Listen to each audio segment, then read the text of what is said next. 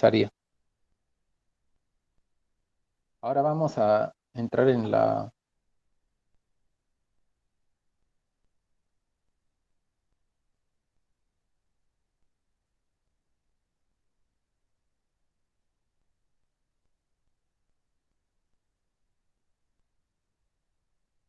contenidos de la unidad.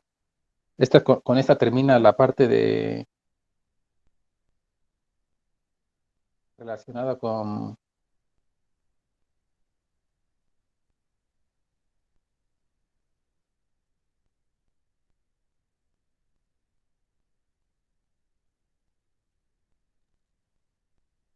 lo que es condicionamiento clásico y condicionamiento operante, con lo que es aprendizaje asociativo. Eh,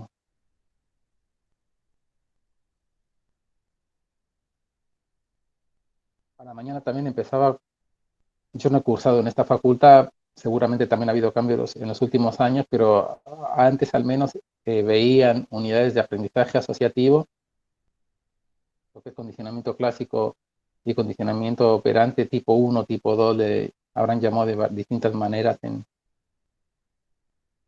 en las materias que lo han visto, ya lo veían en escuelas antes, por lo menos, aparecía nombrado en escuelas, no sé si en introducción también veían, en neurofisiología, lo vuelven a encontrar en esta materia. ¿Han visto algo distinto aquí que no hayan visto antes, hasta ahora?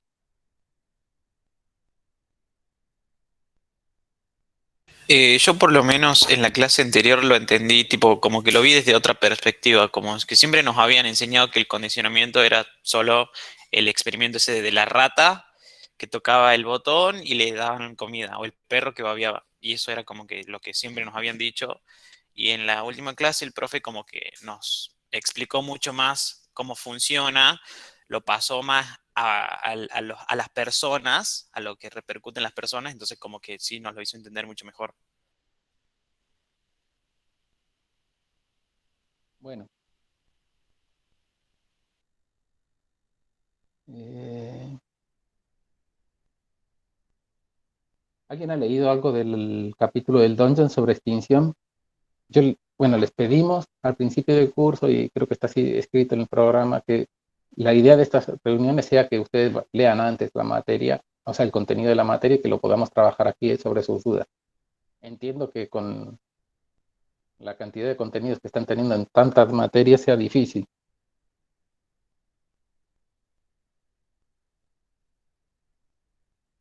Siempre lo tiraban abajo, dice Camila. ¿Qué quiere decir eso?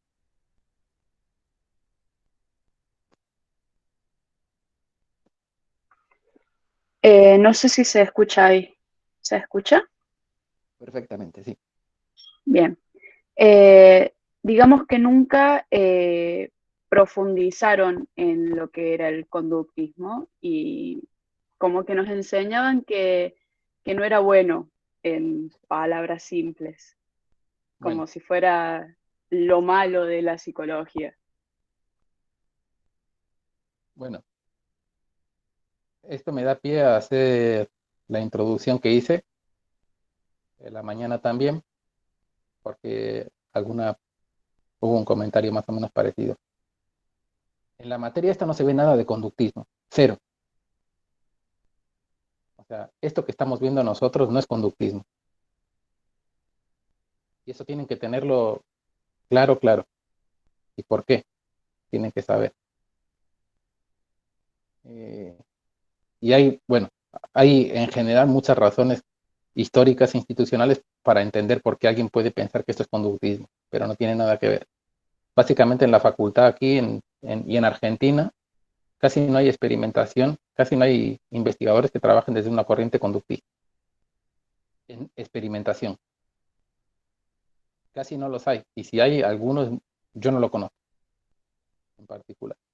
Hay en México, se puede encontrar en Perú, conozco algunas personas en Perú, conozco personas en Colombia que trabajan desde la orientación conductista, conozco algunas personas en España, en Brasil, en Estados Unidos, no en Argentina.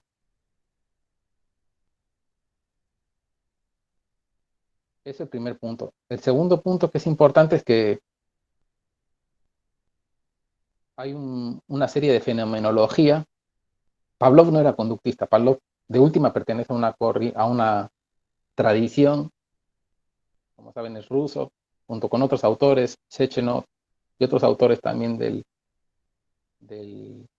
eran, se le llamó el movimiento de la reflexología. No sé si lo han escuchado alguna vez así, pero pertenecen a esa rama. Skinner es el primer conductista, o sea, Skinner no es el primer conductista, el que, el que bautiza al programa de investigación conductista es Watson, que toma algunos desarrollos de Pavlov en su trabajo, pero Watson fue más, bueno, fue un experimentador, pero sobre todo trabajó en términos, en, en investigación casi etológica, se podría decir. Un poco investigación de laboratorio sistemática, y el que desarrolla todo el programa conductista y lo que fue el programa conductista principalmente fue Skinner. Pero Skinner no solo desarrolló un procedimiento, sino desarrolló un programa de investigación, todo un desarrollo teórico, que no trabajamos absolutamente nada en nuestra materia. No trabajamos nada que tenga que ver con la teoría conductista. Y ahí hay un punto importante, la misma fenomenología que uno puede identificar. Yo les puedo contar el condicionamiento pavloviano en términos ateóricos, si quieren, libre de teoría. Eso sería como una descripción que podríamos hacer y que sería conveniente que la hagamos como para describir el fenómeno. Está Pavlov en la habitación, tiene un perro que está atado, que no se puede mover. Eso es importante, porque si se pudiera mover haría otras cosas. Pavlov le presenta un metrónomo, un sonido de un metrónomo, y le da alimento seco en la boca. Ese alimento seco le hace salivar. Lo que se observa después de esa presentación, de esas circunstancias o de esa circunstanciación, podríamos decir, de los eventos que ocurren ahí, es que después, cuando se le presenta el sonido del metrónomo de vuelta, el perro realiza una respuesta. Eso lo podríamos describir así. Y le digo, todavía no estoy metiendo nada de teoría. Realiza una respuesta que nunca había hecho ante ese metrónomo previamente. Y es una respuesta que no la hace y que no depende de su especie, digo, en el sentido de que no es una respuesta que lo vayas a encontrar en otros perros, sino que lo encuentras en el perro, en ese perro en particular, por haber sido expuesto a esas circunstancias de esa manera. Entonces, eso lo convierte en un fenómeno individual. Y eso es un fenómeno, y en ese sentido todas las teorías psicológicas, todas las teorías de psicología experimental coinciden en focalizarse en el comportamiento de un individuo. Pero hasta ahí no he metido nada de teoría. Ahora, un teórico, la visión podríamos decir hegemónica de las ciencias experimentales, de la psicología experimental, hoy en día es la neurociencia cognitiva, como plano, como marco. Para mí es de los 3 programas grandes que uno podría pensar de psicología experimental, es el peor, pero es el que vemos en la materia y es la única alternativa que tienen ustedes en la Facultad de Psicología. ¿Qué quiere decir eso? Que si los docentes que manejan materiales en introducción de la psicología en escuelas, en neurofisiología, en experimental y en otras materias en las que les puedan hablar de condicionamiento, manejan los mismos materiales, básicamente. Y ninguno hace una lectura conductista de ese fenómeno. La lectura conductista implica otros términos teóricos, implica otra lógica teórica, implica otro tipo de explicación, implica otra forma de concebir al sujeto distinto. Y aún y todo luego tienen otros desarrollos. Hay una tercera vía para lo que es la psicología experimental. Estoy diciendo solamente, estoy centrándome en lo que son las psicologías experimentales, que es el interconductismo. Ese es coetáneo más o menos en su desarrollo con el conductismo, pero de la misma manera plantea otra forma de explicación plantea otra serie de conceptos teóricos y el tipo de explicación que ven, que se arma en esta forma de psicología científica no tiene nada que ver ni con el conductismo ni con la neurociencia cognitiva.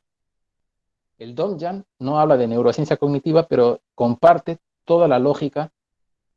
Yo le llamo neurociencia cognitiva porque hay que ponerle un nombre al programa, este que me parece más pertinente actualmente, pero son formas de pensar. Esta idea de paradigma que vieron alguna vez en Kuhn, bueno, eso es cierto, son unas lentes a través de las cuales se empieza a analizar teóricamente un fenómeno y se empieza a interpretar un fenómeno. No solamente el fenómeno, sino como antes comentaban, también nos ponen ejemplos en persona, bueno, son unas lentes a través de cuáles, de cómo empezar a ver a las personas también y a sus problemas.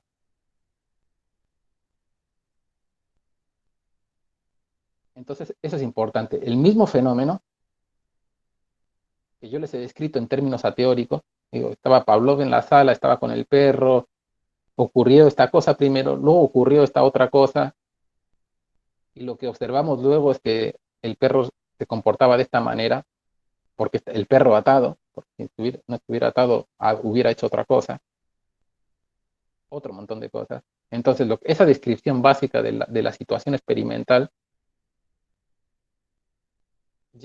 hay una tradición entera que va a decir que lo que ocurrió ahí es que el perro formó asociaciones. Esas teorías son las que llamamos mediacionales, son lo que yo llamo dentro del programa de la neurociencia cognitiva. Ahí hay muchísimos desarrollos distintos, pero todas coinciden en la manera en la que entienden el comportamiento, en la manera en la que se construyen las explicaciones en términos amplios, aunque luego va a haber diferentes tipos de explicaciones, pero todas coinciden en el tipo de explicación que se genera y coinciden en una parte importante del lenguaje, de la terminología técnica. Se habla de estímulos, en el Domjan, en el Pinel, en el Kandel, van a hablar de estímulos, van a hablar del comportamiento como el output del sistema nervioso o como el resultado de la actividad del sistema nervioso. Yo les dije eso cuando vimos la clase de genética. Pinel lo dice al principio, la función del sistema nervioso, en general la función del sistema nervioso que se le atribuye en este programa son dos: procesar información y generar el comportamiento. Esa es la idea fundamental. Bueno, luego hay otro montón de problemas que tiene, o sea, que aparecen, otro montón de supuestos. Pero todo lo que ven ustedes es cómo se interpreta este fenómeno desde ahí. Si yo les preguntara cómo interpretarían técnicamente, teóricamente, si conocen alguna otra lectura sobre el fenómeno del condicionamiento pavloviano, que no fuera asociativo, yo creo que ninguno me puede decir otro tipo de explicación que no sea que el perro asoció la campana con la comida. Y el perro no asoció la campana con la comida. Es una lectura teórica que se hace de eso, de lo que ocurrió ahí. Porque asociar no significa lo que entendemos en el lenguaje ordinario. Aquí se está hablando de que hay una representación mental de la comida, hay una representación mental del, del, del sonido del metrónomo, del estímulo condicionado, hay una representación mental del estímulo incondicionado y se supone que de alguna manera esos centros nerviosos que deberían estar operando, luego lo vamos a ver en memoria, se habla de engrama, de alguna manera se empiezan a conectar entre ellos y uno empieza a tomar la función del otro y por eso el perro saliva ante el metrónomo. Se van a generar explicaciones de ese tipo. Pero si ustedes se van hacia el conductismo, eso desaparece. Skinner tiene un artículo que se llama ¿Por qué no soy un psicólogo cognitivo? Un artículo viejo, bueno, de los años 70 aproximadamente me parece, creo que es del 74, una cosa así. Y Skinner dice en ese artículo que no fue el perro de Pavlov el que asoció la campana con la comida, fue Pavlov el que hizo esa asociación.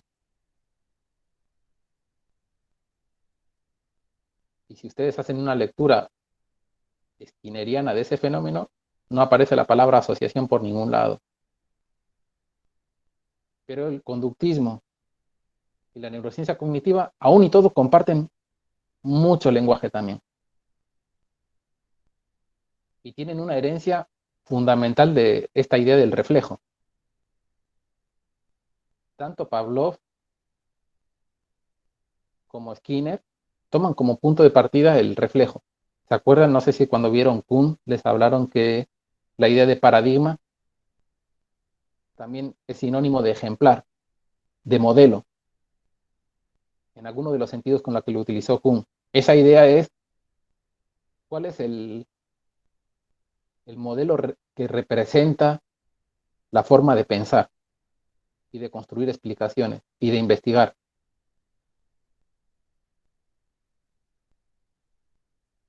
En estas teorías el reflejo está metido muy dentro de las teorías y del lenguaje.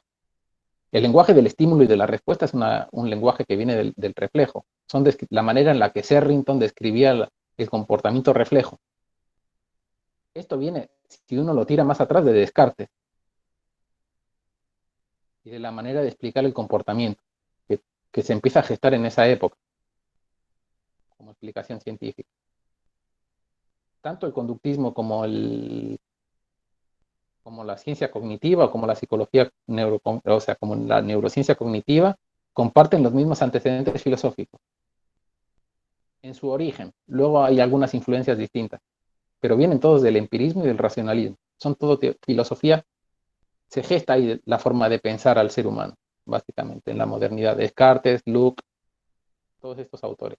Esta idea de que tenemos un mundo interno, hay un mundo interno y hay un mundo externo, y el mundo interno es el de en ese tiempo hablaban de sensaciones o de las ideas.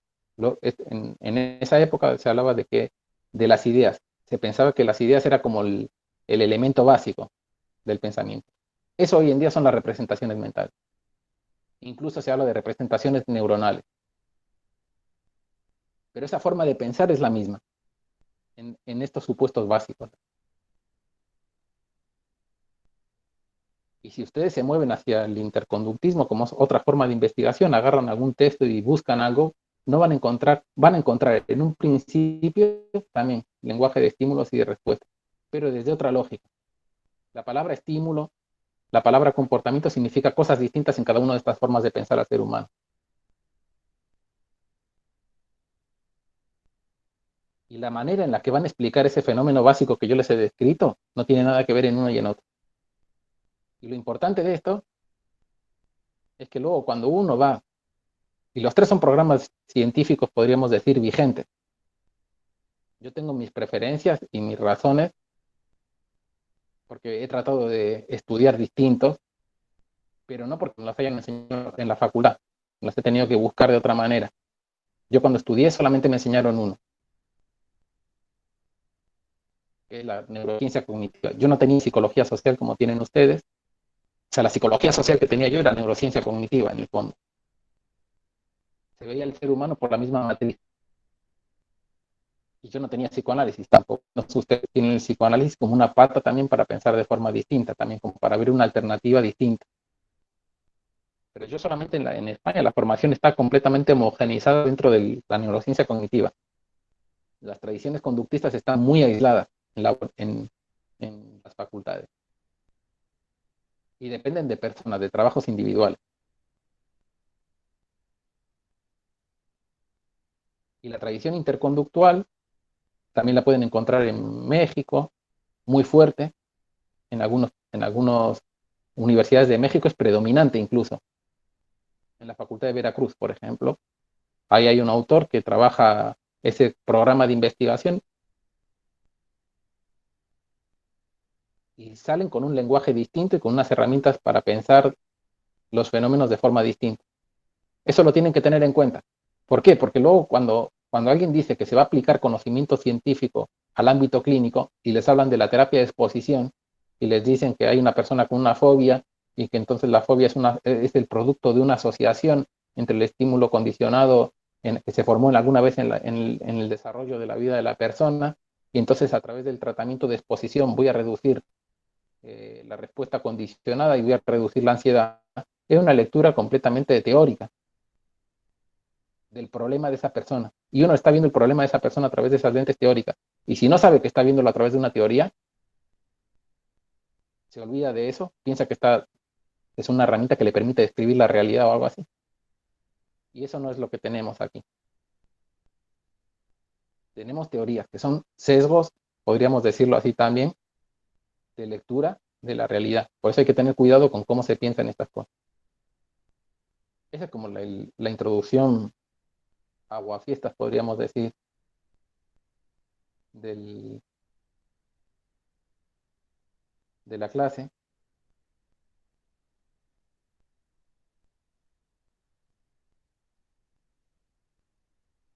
Entonces nosotros vamos a trabajar en esto. Aquí, y la diferencia entre el conductismo y las teorías cognitivas, básicamente no es el conductismo, o sea, esta idea de la caja negra, que les han debido contar en algún sitio, que los conductistas veían, había no sé qué cosa, como que no prestaban atención a lo que ocurría dentro del cuerpo. Eso es, eso es un mito, esa es la lectura que hacen los cognitivistas del conductismo. No es una, cuando los conductistas escuchan eso, no tiene que ver con lo que ellos han pensado nunca. La diferencia importante, y eso ya está en Watson, la pelea de Watson inicialmente fue con lo que se llamaba en aquel tiempo el estructuralismo y el funcionalismo, que en el fondo compartían una forma también de ver al ser humano que persiste hoy en día en la neurociencia cognitiva, de buscar de alguna manera los términos mentales, conciencia, atención, etcétera, eran términos que se aplicaban al funcionamiento interno del individuo. Y para conocer eso teníamos que utilizar la introspección. Y lo que hace Watson es decir, no podemos dividir a la persona. Cuando vos ves un organismo o ves a una persona, la persona opera entera en su entorno, no por partes, no por fragmentos. Y la división entre la diferencia entre el conductismo y la neurociencia cognitiva es que el conductismo es una tradición que pone el énfasis en un individuo entero. Y los términos mentales no es que no estudie la atención o la percepción, sino que estas cosas van a tener significados distintos dentro de la tradición conductista. Y el tipo de explicación que se va a generar es distinto.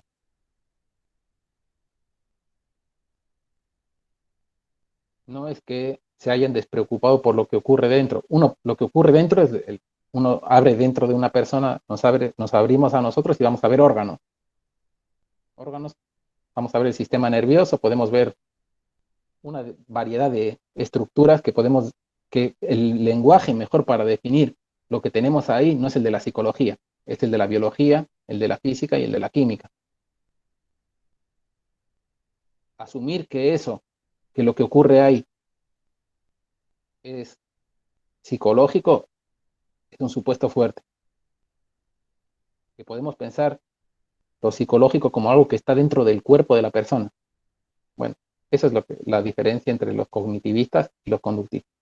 Para los conductistas, lo psicológico involucra a la persona entera o al organismo entero. Watson y Skinner hablaban todavía en términos de organismo.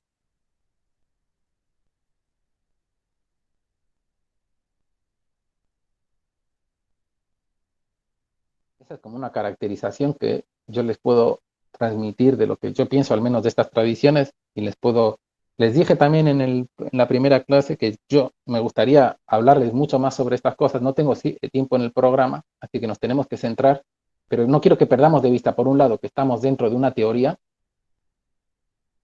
este lenguaje con el que los docentes describimos, con el que Donjan describe los fenómenos, o con lo que los docentes de la materia les van a describir los fenómenos que estamos viendo, es un lenguaje teórico, con un montón de compromisos teóricos adquiridos de base. Eso no se puede perder de vista, porque si no pensamos como de vuelta que estamos describiendo el mundo, entonces pensamos que este conocimiento es de alguna manera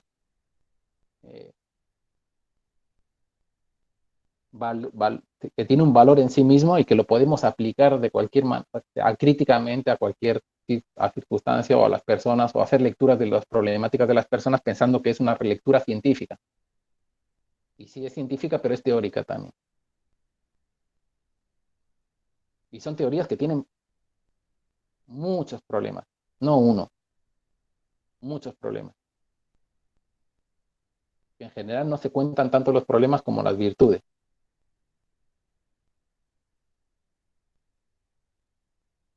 Entonces nosotros nos centramos en esta parte que son las teorías mediacionales, como les decía, y en esta unidad vamos a terminar de ver cómo se ha trabajado el aprendizaje asociativo desde estas teorías a través de este fenómeno de extinción.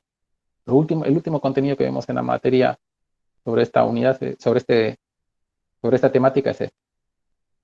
Aquí les puse algunas características de las teorías mediacionales, que son, se les dice mediacionales porque se piensa que esta idea de que entre el estímulo y la respuesta hay como una mediación de procesos internos.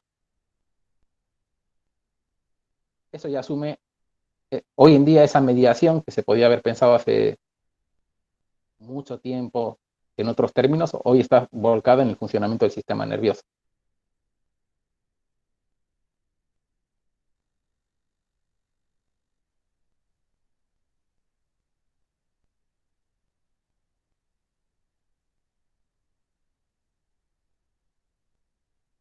Y la extinción, ahora lo vamos a ver, lo podemos pensar como fenómeno o lo podemos pensar como, estas son las características, como les decía, sobre las teorías mediacionales. No les voy a entrar en esto, lo podemos hablar en algún momento en el segundo cuatrimestre. Solamente esto es como si fuera un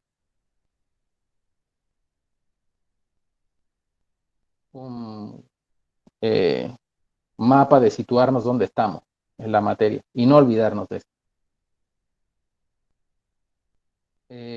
La extinción la podemos pensar la definición de dos maneras. Una regla básica para mí que no tienen que olvidar nunca es que las palabras no tienen significado, las palabras y sobre todo los usos técnicos no tienen significado fuera de las teorías.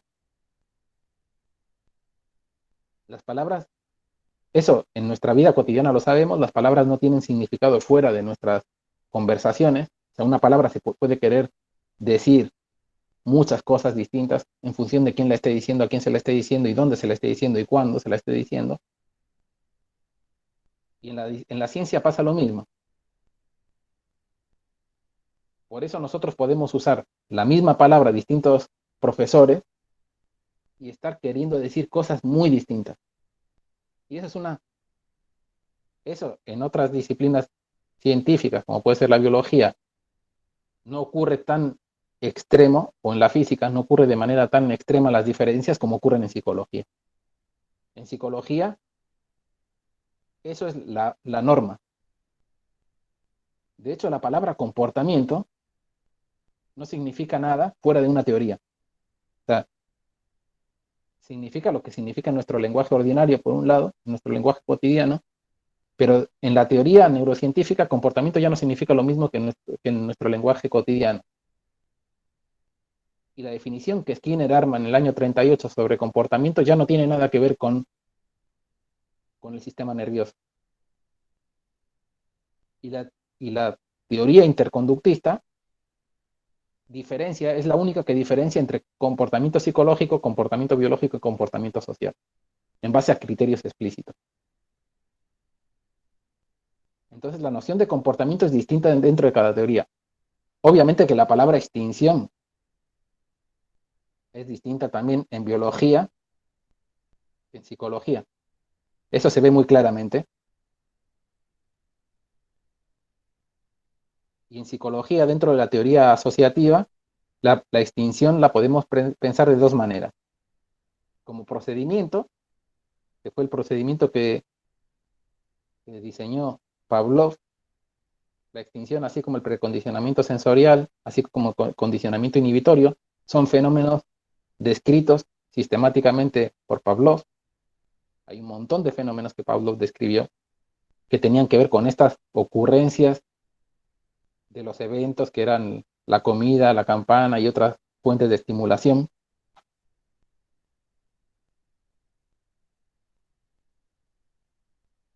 Y más importante que como procedimiento es como efecto o como proceso.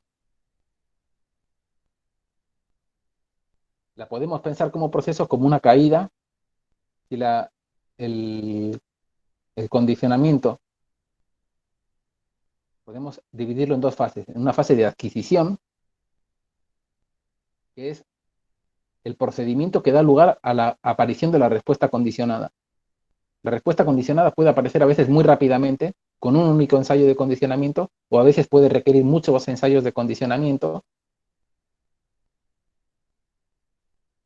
y a veces, a medida que aumentan los ensayos de condicionamiento, aumenta por ejemplo, en este esquema le representan eso, la magnitud de la respuesta condicionada.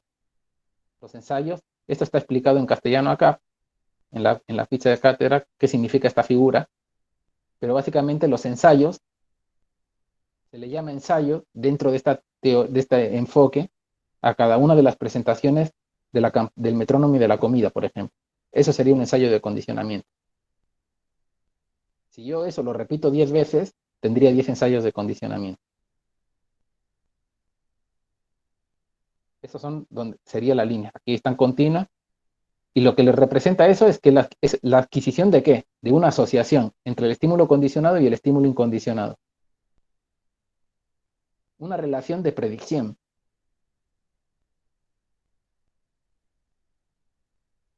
En otros términos lo pueden decir así.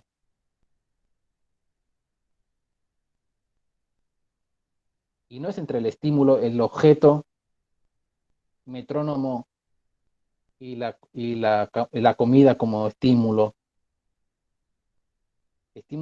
Aquí lo que se está trabajando es que se van a formar una representación de uno, una representación del otro, y de alguna manera se van a asociar en el sistema nervioso. Algunos autores hablan incluso de una representación de la asociación. Son teorías representacionalistas en ese sentido.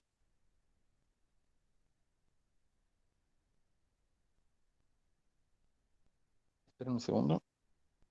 ¿Me van siguiendo? He dicho muchas cosas.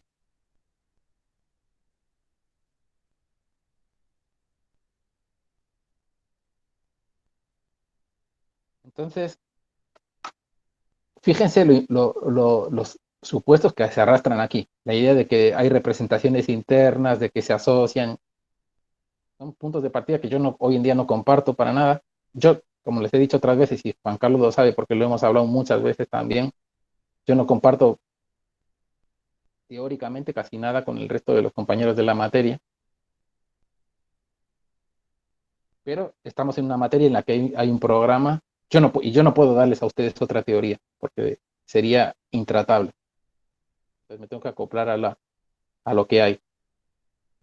Eh, pero lo que tenemos que hacer es, como por lo menos no perder de vista, aquí hay una idea de una asociación entre los estímulos, entre las representaciones, mejor dicho, y fíjense aquí, dice, en el eje de las Y está representada la respuesta, la variable dependiente en general, que es la magnitud de la respuesta condicionada. Esta es una representación clásica del de la adquisición y de la extinción del condicionamiento. Y aquí les dice la magnitud de la respuesta condicionada. Y se asume, eso es muy fuerte de asumir también, que a mayor magnitud, más fuerte es la asociación. Incluso hablan de fuerza asociativa. Muchas de las teorías asociacionistas que van a ver en el Donjan, yo se las nombro luego por ahí en algún lugar, está el modelo de Rescola y Wagner, el modelo de Peirce y Hall, la teoría del comparador, etcétera. Son teorías que ustedes pueden ver en el Donjan desarrolladas de una manera simple, pero son teorías que surgen a partir de los años 50 para explicar en términos asociativos y representacionalistas los fenómenos pavlovianos que describió Pavlov y luego otro montón que se empezaron a descubrir a partir de esa época. Y así como Freud introdujo en su teoría, también en su lenguaje teórico, metáforas de la física, aquí también pasa lo mismo. Se habla de fuerza asociativa. Los autores hablaban en términos de fuerza asociativa. y toda esta idea de que la magnitud de la respuesta condicionada es un indicador de la magnitud de la fuerza de la asociación, es todo un supuesto fuerte, porque cuando yo voy a comparar dos personas, o dos grupos, porque aquí se trabaja con estadística, esa es otra diferencia fortísima en los procedimientos entre los conductistas y los cognitivos. Los cognitivos, conductuales, asociativos trabajan todos con estadística inferencial. Entonces, cuando yo voy a comparar la respuesta de dos grupos, asumo que el que mayor, en el que se formó la asociación más fuerte es el que tiene más respuesta. Y hay resultados experimentales, empíricos, que muestran que eso no es así. O que al menos no siempre es así. Bueno, y si se fijan, esta es una curva típica de adquisición de la respuesta condicionada. A medida que hay más ensayos de condicionamiento, la respuesta es mayor y llega hasta un límite. A este límite en las teorías le llaman la asíntota. A partir de aquí ya la magnitud de la respuesta condicionada ya no puede ser más. Y después, en otra fase posterior, que esto se puede realizar a las 24 horas, en los experimentos, a las 48 horas, a las 72 horas o a la semana, o dentro de mucho tiempo, el tiempo es variable, se hace una prueba de extinción, una fase de extinción, un procedimiento de extinción que consiste en presentar solamente el estímulo condicionado sin el estímulo incondicionado. En el caso de Pablo, le presentaría solamente el metrónomo. Y haría ensayos de extinción. Cada ensayo de extinción tendría la presentación del metrónomo durante X tiempo, pero sin darle de comer al animal. Y lo que se observa es que al principio saliva, pero a medida que le voy presentando los ensayos, solamente del metrónomo va desapareciendo la respuesta. Y esa es la descripción del fenómeno de extinción. Así como la adquisición del condicionamiento yo la puedo escribir ateóricamente con palabras de nuestro lenguaje ordinario, esto también lo podría escribir con palabras del lenguaje ordinario. Luego vienen las teorías a hacer interpretación de esto. Y vamos a encontrarnos en las teorías asociativas dos tradiciones. Unas que van a pensar que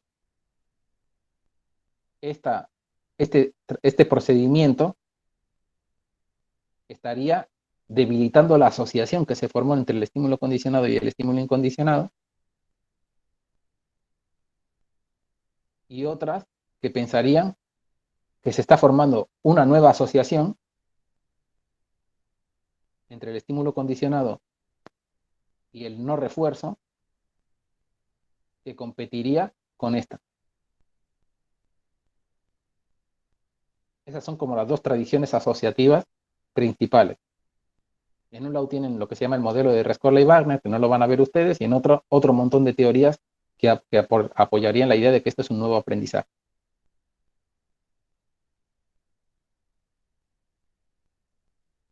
¿Se entiende hasta ahí? No estoy leyendo los comentarios, así que no sé si alguien está preguntando algo, me parece.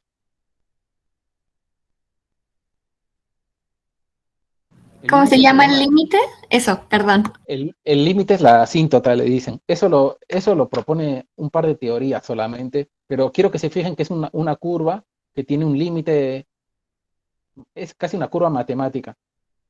Estas curvas, Skinner en el año 40 y pico realizó unos trabajos en los años 40 con un autor que se llamaba Estes, que fue cuando se empezaron a introducir los procedimientos de estadística que ustedes ven de análisis de varianza, se empezaron a introducir en la psicología experimental.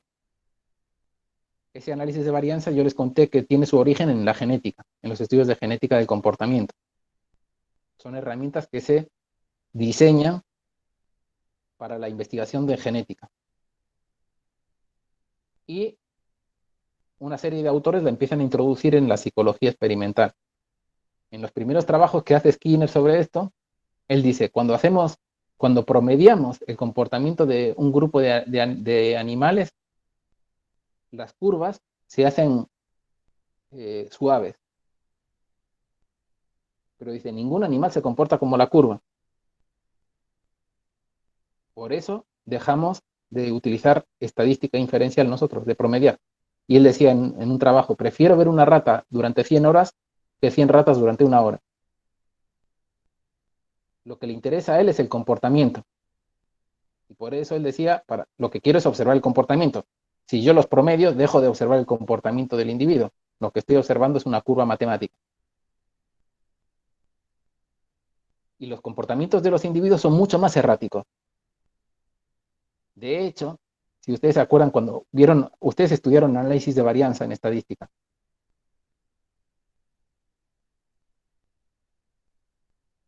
Han estudiado análisis de varianza, ¿no? No me digan que no. Bueno, Sí, pero hay una fuente de varianza. El análisis de varianza descompone la varianza de la variabilidad del comportamiento de un grupo de animales. Y si se acuerdan, hay uno de esos componentes es la varianza que se atribuye al tratamiento. Y hay otro porcentaje de varianza que se le atribuye, se le atribuye al error. ¿Se acuerdan de eso?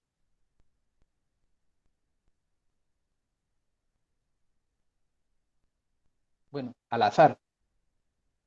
Ese, para los conductistas, es una aberración, porque básicamente no saben lo que están viendo, pero es un supuesto del análisis de varianza. Cuando uno promedia, piensa que hay un error en los instrumentos de medida, una variación azarosa en el comportamiento, pero es directamente una pérdida del investigador de saber lo que está pasando ahí y de dejar de trabajar con el individuo y con el comportamiento de los individuos y empezar a pensar en términos de que los individuos tienen que comportarse de manera homogénea.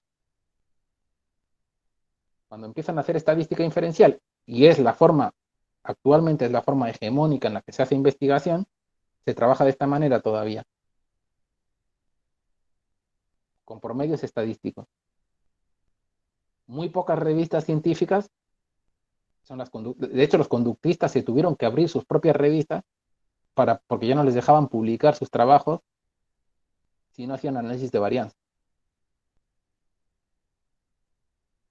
Y de hecho, la materia de estadística que dan ustedes, psicometría y método, son materias que son, podríamos decir, del área neurocognitiva. Todos los investigadores que les dan esa materia, salvo una investigadora, trabaja fuertemente desde los supuestos de la neurociencia cognitiva. Entonces, la metodología que ustedes ven está orientada hacia una forma de hacer investigación también.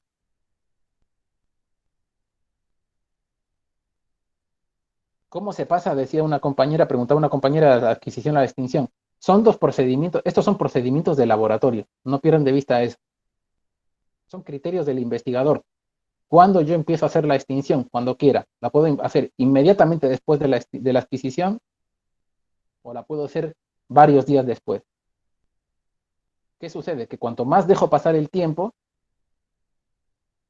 se puede debilitar la respuesta condicionada a algo. Va a depender mucho de parámetros del procedimiento, del tipo de organismo que esté evaluando, del tipo de estímulos que introduzca en el estudio, de 1000 parámetros, de la cantidad de ensayos que utilice. Todo esto van a ser fenómenos altamente dependientes de parámetros. La extinción es un fenómeno muy robusto. En general es relativamente fácil de encontrar. Pero hay fenómenos que les ha contado Juan Carlos Molina seguramente, como el de bloqueo. Les hablo del bloqueo de Camin. El bloqueo, sí, yo creo que se lo ha tenido que nombrar de esa manera: precondicionamiento sensorial, condicionamiento inhibitorio, y les habrá nombrado el bloqueo. ¿Lo han visto ese?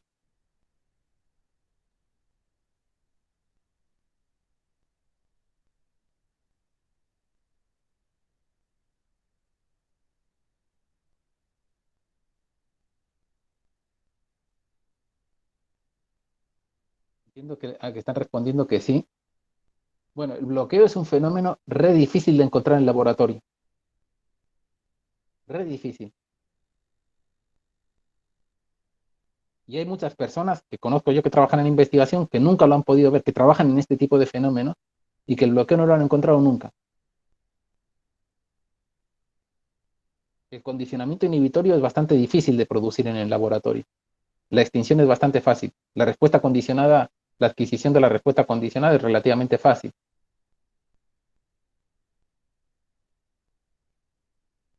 Entonces, por ahí tienen que tener en cuenta eso, que son parámetros, fenómenos muy dependientes de parámetros, muy.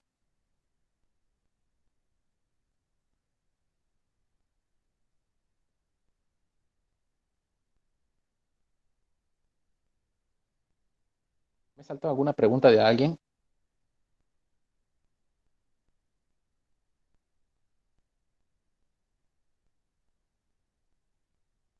Bueno,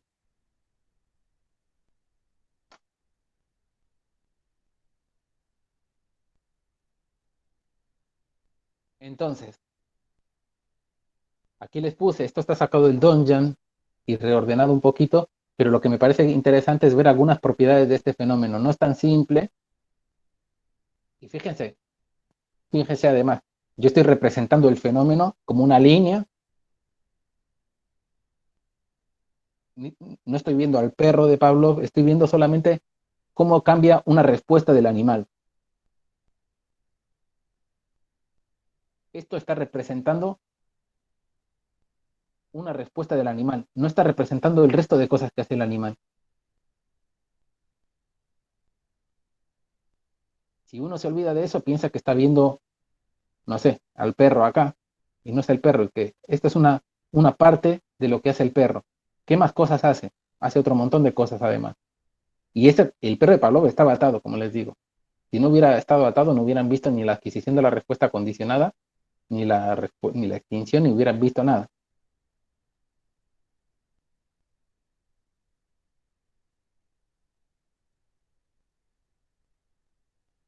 El Dungeon les describe que en los primeros ensayos de condicionamiento, de extinción, puede haber un aumento de la variabilidad del comportamiento. Esto lo tienen que pensar. Si el condicionamiento es apetitivo, si le estoy dando comida al animal y el animal está privado de comida, porque en general para hacer un experimento, además de estar atado, el perro de Pavlov estaba hambriento, son circunstancias necesarias para producir el fenómeno. Por eso no solamente que el perro asocia la comida con la campana, sino que el perro atado y hambriento se le presentan ciertas condiciones y se produce este fenómeno.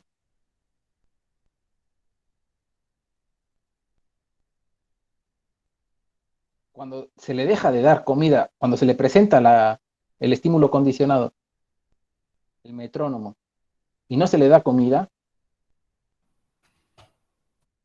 el perro va, bueno, está atado. Este no va a hacer mucha otra cosa. Pero si en lugar de trabajar con condicionamiento clásico, estamos trabajando con condicionamiento operante y tenemos una rata hambrienta que ha aprendido a presionar una palanca para alimentarse,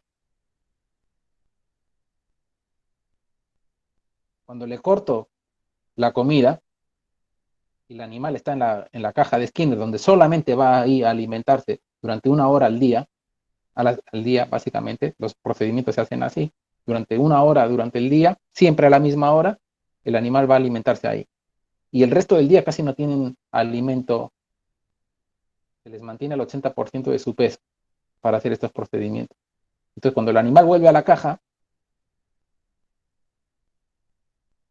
y se le somete a un ensayo de extinción y presiona la palanca y no le cae comida, el animal va a empezar a agitarse.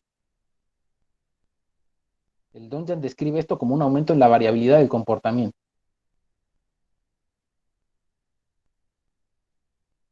Además de disminuir la cantidad de respuestas,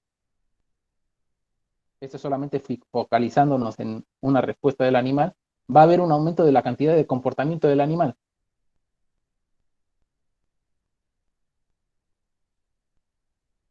El Dungeon les explica eso en un experimento.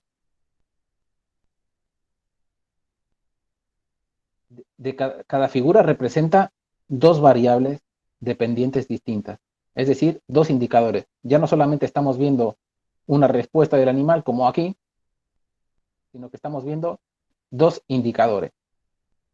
Uno, que es la variabilidad, que les explica aquí en el Donjan, que es un criterio puesto por los investigadores de variabilidad, que tiene que ver con diferentes acciones que puede hacer el animal. No nos importa, no he ido al artículo original, Donjan tampoco lo explica porque no es eso lo importante, pero diferentes acciones que puede hacer la rata en ese contexto. Y en la otra está la tasa de respuesta. Es una tarea de condicionamiento operante, porque la extinción se puede ver tanto en condicionamiento clásico como en condicionamiento operante. Los procedimientos son similares en ese sentido. Y tenemos dentro de cada variable la mitad izquierda de la figura, de la mitad de las sesiones hacia la izquierda, donde están las líneas en negro, es la fase de adquisición. Y de la mitad de la figura hacia la derecha, donde están las líneas en blanco, es la fase de extinción. Entonces, lo que hemos visto antes se parece a lo que está en la figura de la izquierda, de la tasa de respuesta. Hay una fase de adquisición y luego hay una fase de extinción. ¿Ven? Se parece a esto. Si uno se pone en fino, podrían preguntarle al experimentador, o si fuera un revisor del artículo, muy minucioso, podrían preguntarle, pero si es una fase de adquisición, a diferencia de la línea que yo les mostré, aquí cae en el último ensayo. ¿Por qué cae? ¿A alguien se le ocurre por qué puede haber caído la respuesta? Son ensayos de condicionamiento aquí.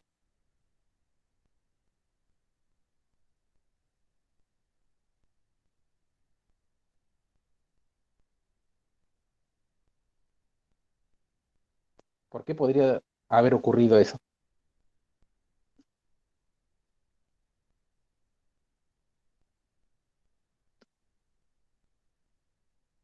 Piensen que son ratas en una caja de Skinner apretando palanca para recibir comida, alimentación. Se le hacen ensayos de condicionamiento. Se ve adquisición de la respuesta y la tasa de respuesta viene aumentando hasta que llega un momento y el último ensayo justo disminuye antes de empezar la extinción.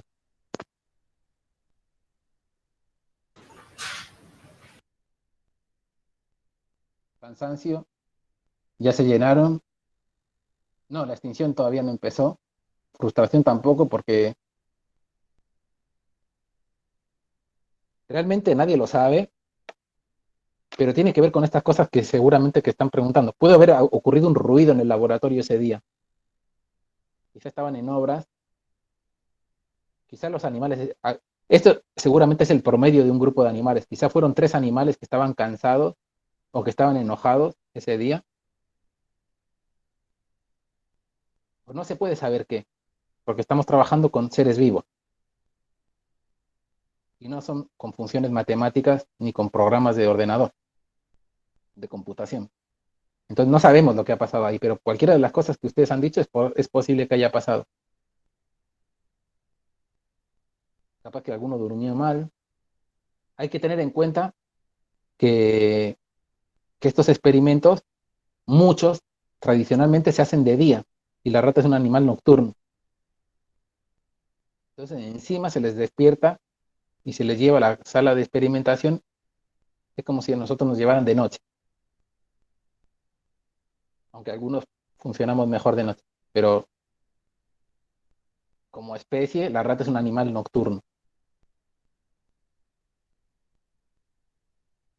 Entonces puede haber pasado cualquier cosa. Luego empieza la fase de extinción y cae la respuesta. Lo que está en el otro lado es la variabilidad de respuestas. Y hay dos grupos distintos, que son los dos grupos que están acá. A un grupo se le entrenó para que su comportamiento fuera variable durante la fase de adquisición, o sea, que tuviera que hacer varias cosas para recibir la comida, y al otro no. Pero lo que se observa es cuando empieza la fase de extinción, además de caer la respuesta, aquí empieza la fase de extinción, además de caer la respuesta, en función del criterio de variabilidad, aumenta en los dos grupos. Es decir, se le interrumpe al animal la comida, no está respondiendo aquí, ¿y qué está haciendo? Está haciendo otro montón de cosas buscando cómo puede conseguir comida ahí. Es bastante simple la cosa. Otra propiedad es que durante el momento de la durante el comienzo de la fase de extinción, sobre todo cuando son alimentos y son animales deprivados, que solo comen ahí, entonces tienen que comer durante una hora todo lo que pueden y que están en esa situación. Cuando llegan a la fase de extinción y empieza la fase de extinción, al comienzo de la extinción aparece algo de lo que dijo también un compañero, que es la frustración. Los cognitivos lo han explicado de esa manera, como un estado de frustración, podríamos decirle, que lo que se ve es un aumento transitorio de la cantidad de respuestas. Eso es muy, muy, muy parámetro dependiente. Para verlo necesitas unos parámetros muy controlados de laboratorio. No es un fenómeno que se observa fácil y es muy transitorio. Puede durar muy poquito. Se llaman un efecto rebote. Es decir, que en el primer ensayo, aquí no se ve eso. O no lo sabemos, porque es posible que el primer ensayo, o sea, la primera sesión, sea el resultado del promedio. Incluso es posible que el primer valor del primer ensayo de extinción sea el promedio de lo que ha ocurrido en toda la sesión. Entonces no estamos viendo desglosado qué pasó en el primer minuto de extinción. Entonces cuando es posible que justo al inicio, la rata que venía dándole a la palanca con una tasa de 20 veces por minuto, cuando prueba y no cae comida, capaz que empezó a acelerar así como cuando a alguien se le rompe la tecla del ordenador y no le funciona y le da unos golpes a ver si, o como cuando golpeamos alguna cosa que deja de funcionar, o como insistimos en la respuesta. Bueno, algo similar. Bueno, el Donjan lo explica y les cuenta ahí que eso se ha estudiado, los cognitivos han intentado estudiar, caracterizar el estado hormonal que está ocurriendo en esos animales cuando ocurre eso, pensándolo en términos de frustración. Donjan señala que en algún momento puede aparecer también incluso conductas agresivas, si hay un compañero en la jaula en ese momento, como que hay que culpar a alguien.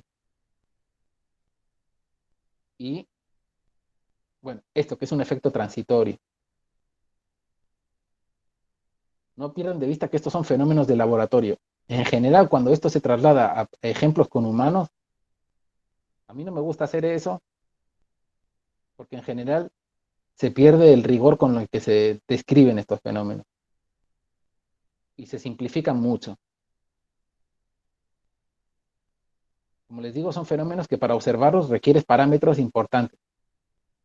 Entonces luego te pueden decir y de hecho en algunos exámenes de experimental a veces aparecen preguntas así, una persona está acostumbrada a comer tarta de chocolate, y luego un día come tarta de chocolate con frutilla y se cae. Y en la vida en general no pasan esas cosas nunca, o no pasan de la manera en la que pasan.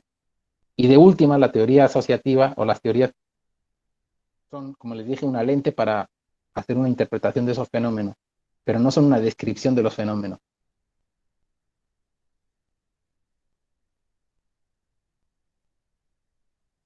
El tercer punto que les marco acá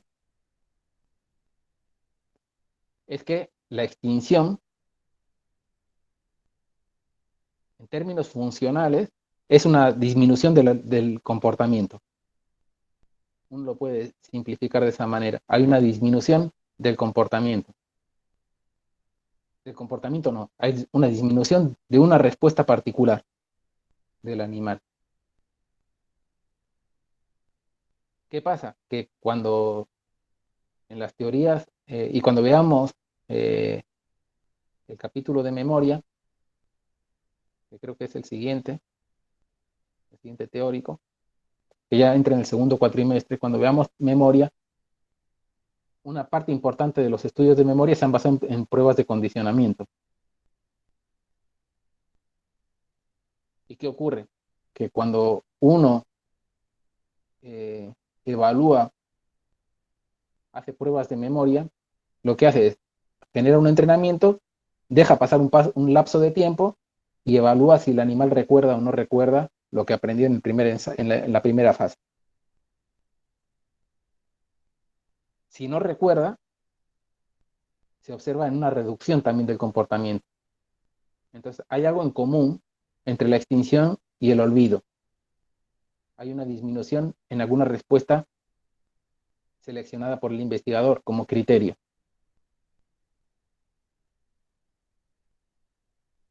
Eso es lo común. Pero son fenómenos distintos. ¿Por qué? ¿A alguien se le ocurre?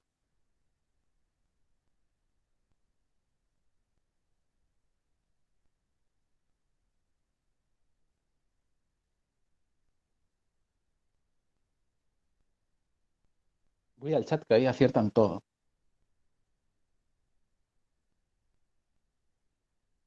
No, la extinción sería no es un sinónimo de olvido ni cerca. En los dos, como les digo, hay una cosa en común que es la disminución de una respuesta puesta como criterio del investigador. Hay una disminución de una respuesta. Pero eso no quiere decir que sean lo mismo y que se deba a las mismas causas o a las mismas razones el que haya pasado una cosa y la otra. La extinción es un procedimiento, podríamos describirlo así, como un procedimiento activo. Hay un entrenamiento. Para generar la extinción yo tengo que eh, darle al animal esos ensayos de condicionamiento. Si al perro de Pavlov yo le pongo el metrónomo y la comida y le entreno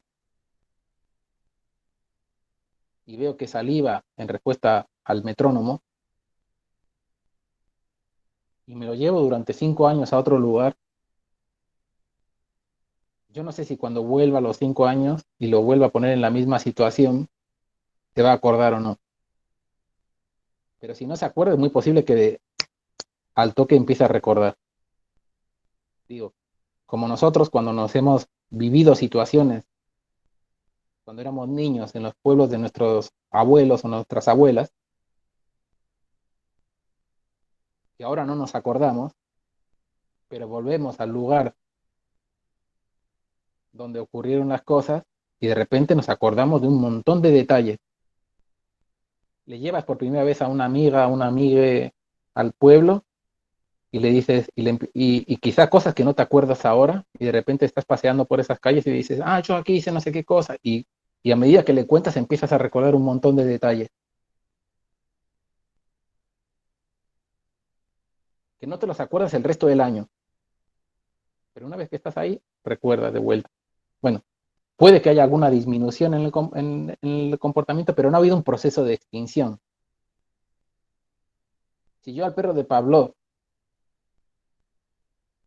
le hago un entrenamiento de extinción, le pongo un procedimiento después de que aprendió, lo que veo es una disminución progresiva del comportamiento. A las 24 horas le hago una prueba y es posible que empiece respondiendo algo, pero luego deje de responder rápidamente si le evalúo y no le refuerzo nunca más. Pero si no le hago el procedimiento de extinción, a las 24 horas el perro te aseguro que se acuerda.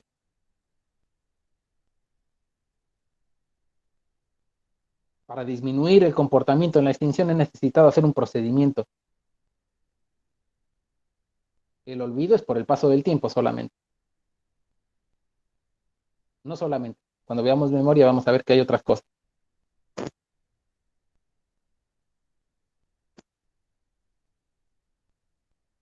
Puede ser que lo olvidado se pueda recordar y lo extinguido no. Sí, lo extinguido se... Bueno,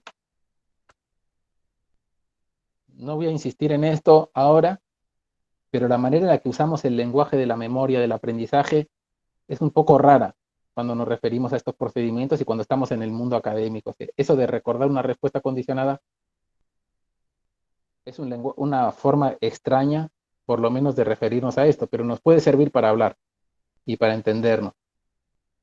Pero yo en el segundo cuatrimestre les invito por lo menos a que nos juntemos un día a hablar de estas cosas, de la manera en la que hablamos en estas teorías y de lo que implica también, porque creo que antes comentaba una compañera quizá las dificultades que le cuestan en el estudio Y para mí tiene que ver también con no solamente con el lenguaje técnico, sino con las maneras en las que están construidas las teorías. Es difícil. Hay una forma muy específica de pensar y que no estamos acostumbrados a pensar así. Quizá haya personas que entran rápidamente en eso, como que se adaptan fácilmente a la teoría, a la perspectiva teórica. Y a mí, hoy en día que yo me he salido de estas teorías, ya no trabajo en investigación dentro de estas teorías, pero me suena muy raro de alguna manera cómo nos referimos a algunos fenómenos. Pero podríamos decirlo así si quieres, para ahora de momento, eh, pero la idea sería que la respuesta extinguida también se podría recordar, lo voy a poner entre comillas, porque no es que el animal esté recordando eso, pero sí lo que podemos observar es que, y ahí vamos a entrar luego cuando describamos otros aspectos del fenómeno, el fenómeno de extinción, hemos dicho antes que uno de los enfoques teóricos dentro de estas teorías es que son dos aprendizajes distintos. Uno es el de adquisición, hay una asociación, estímulo condicionado, estímulo incondicionado, y luego hay el de extinción, que es estímulo condicionado, nada, otra asociación. Y que las dos asociaciones, de acuerdo a estas teorías, conviven dentro del individuo. Son dos aprendizajes distintos. Y se va a poder expresar uno u otro dependiendo de muchas variables, que luego vamos a ver algunas. Pero la idea es que cuál va a predominar va a depender de varios parámetros. Y eso lo hace interesante también al fenómeno, que no a la teoría.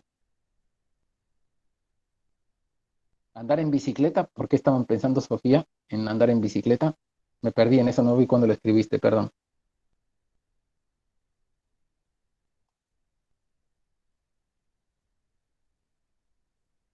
Bueno, eh, no sé si tiene que ver con el olvido, pero igual hablaremos de...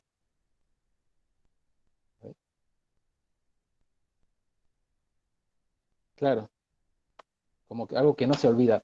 Pero por eso digo que son formas raras de hablar, o podemos decirlo. Puede ser una manera en la que nos expresemos cotidianamente, decir, yo no me olvido nunca de andar en bicicleta, de lo que aprendí cuando, eh, una vez que aprendes a andar en bicicleta, eso no se olvida más. O una vez que aprendes a manejar, eso no se olvida. Ujú. Lo trabajaremos esto cuando veamos la clase de memoria, más específicamente. Pero de momento distinguir que no son lo mismo, el olvido y la extinción.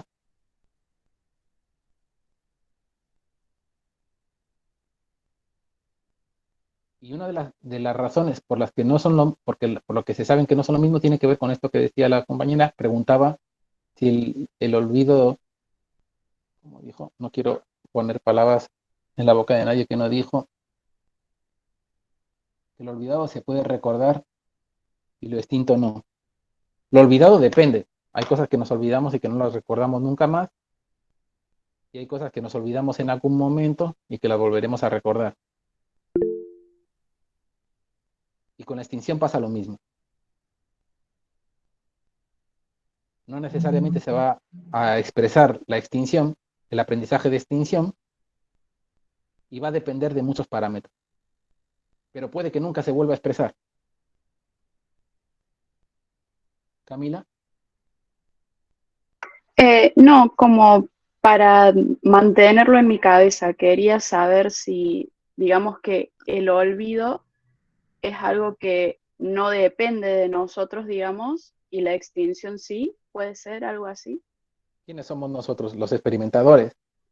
Claro, o sea, por ejemplo, depende del organismo, digamos, depende de un, como usted dijo, un proceso activo del organismo y el olvido no.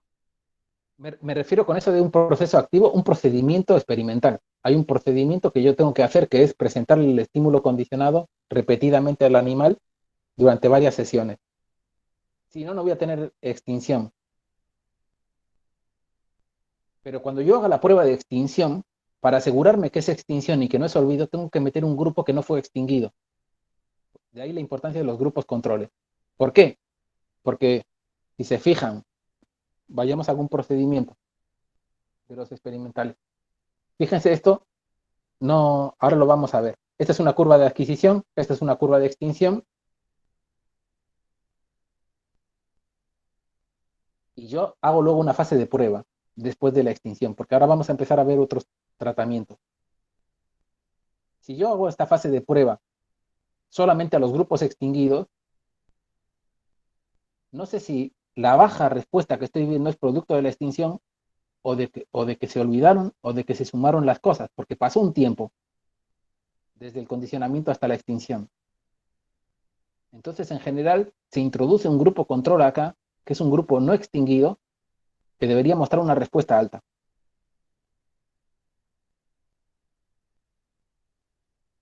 El mejor grupo control para esto, el grupo más estricto, es un grupo que fue condicionado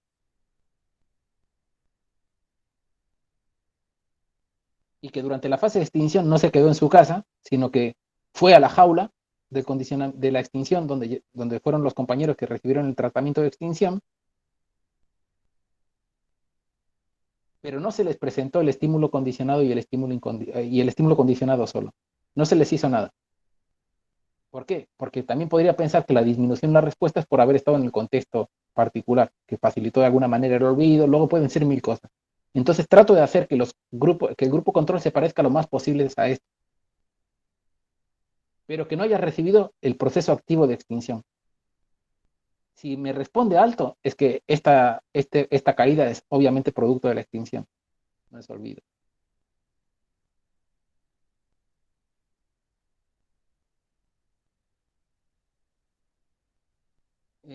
Y eso va a depender, como siempre, de parámetros. Por eso estos fenómenos son muy delicados. Cuando yo les digo muy delicados es que si en un laboratorio vos conseguís unos parámetros, lo trabajas con un procedimiento con animales o lo trabajas con un procedimiento con personas y tenés unos parámetros que te funcionan, te vas a otro laboratorio, usas los mismos parámetros con otros animales y otras personas y no necesariamente te va a funcionar. Y vas a tener que ajustar cantidad de ensayos, la saliencia de los estímulos, circunstancias del laboratorio, vas a tener que ajustar cosas. A veces pasa que se ven, que funcionan. Y como te digo también, hay procedimientos y fenómenos que son más robustos. Por ejemplo, la inhibición latente es un fenómeno bastante robusto, que se ha visto muchas veces en distintos laboratorios. El condicionamiento, obviamente. La extinción también es un fenómeno robusto. La recuperación espontánea es un fenómeno robusto. Pero el condicionamiento inhibitorio, el precondicionamiento sensorial, etcétera, son fenómenos delicados, muy delicados.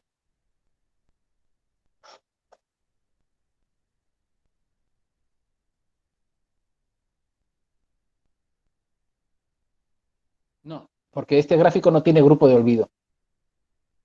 Ahora vamos a ver qué significa este grupo. Este gráfico no metieron ese grupo control. Y respuesta alta, esto siempre es relativo. ¿A qué se refiere respuesta alta? Piensen que este grupo, que es el grupo de condicionamiento, el grupo que recibió el condicionamiento, en general, a mí no nos interesa. Tienen que saber que en general en la barra izquierda, en el eje de la axis, está la variable dependiente, que es la respuesta. Aquí si leen, siempre van a ver un indicador del comportamiento del animal, de la respuesta condicionada.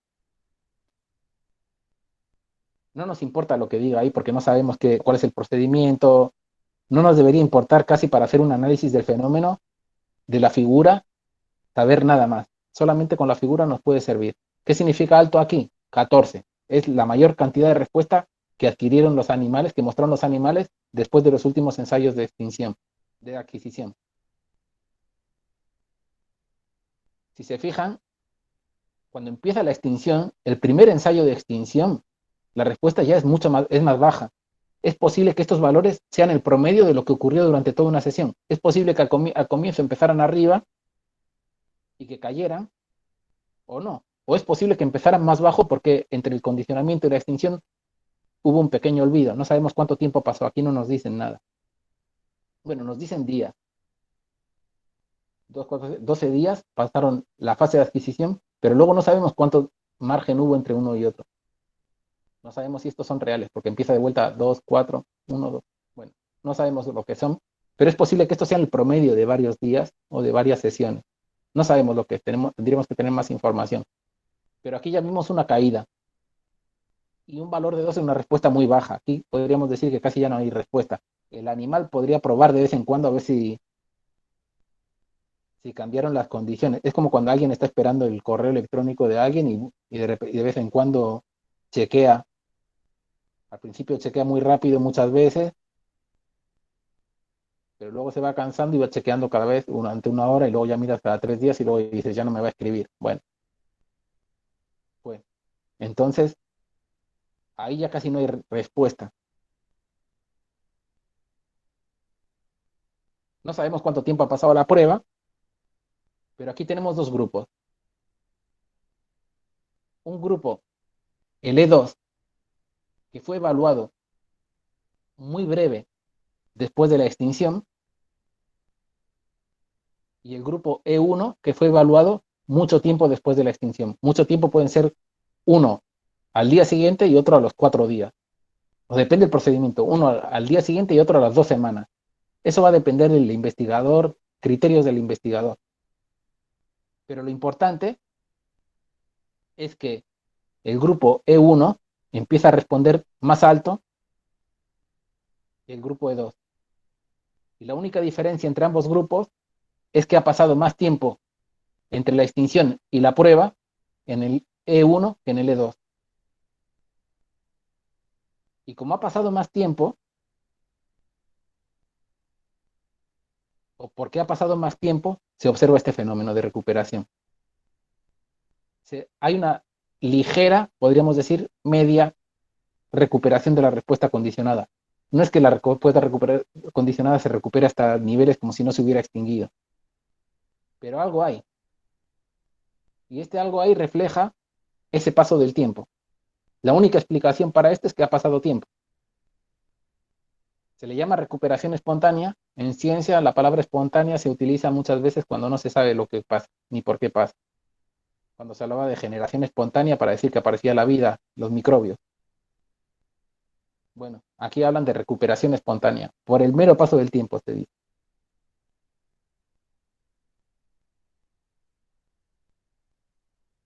Esto nos está indicando que el procedimiento de extinción no borró la asociación inicial, porque si lo hubiera borrado, por más que yo hubiera hecho cosas aquí después, siempre hubiera estado baja la respuesta.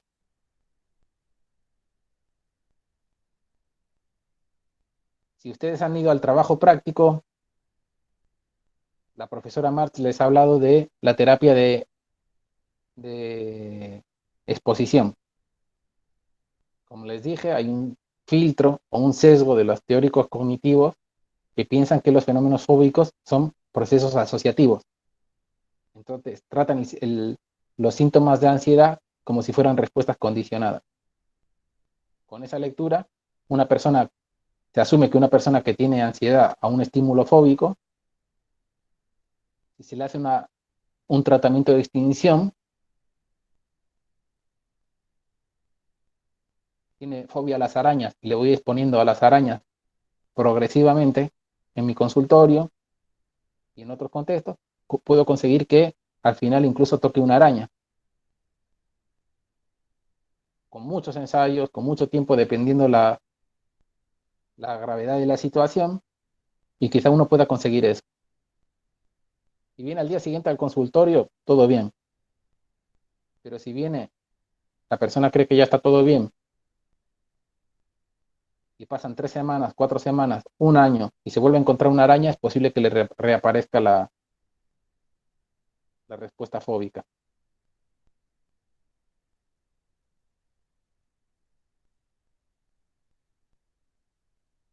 Otro fenómeno de recuperación de la respuesta extinguida es el restablecimiento. Es otro procedimiento también descrito por Pavlov. Pavlov ya descubrió la recuperación espontánea, todos estos fenómenos ya los describió Pavlov. El restablecimiento también. En el restablecimiento, ¿qué hay? No, aquí nos están viendo las curvas. no me interesa tanto. Pero el restablecimiento, voy a ir a la figura esta, que me gusta más. Si tengo una adquisición y tengo una extinción, el restablecimiento consistiría entre la fase de extinción y en la fase de prueba, exponer al organismo alguno de los elementos que han estado presentes durante el condicionamiento. Puede ser al contexto, lo puedo llevar al contexto. No hace falta que lo lleve mucho tiempo, llevarlo 1 minuto, 2 minutos. Puedo exponerle al estímulo condicionado brevemente, hacer una exposición breve y sacarlo, o puede ser al estímulo incondicionado. El más efectivo es el estímulo incondicionado.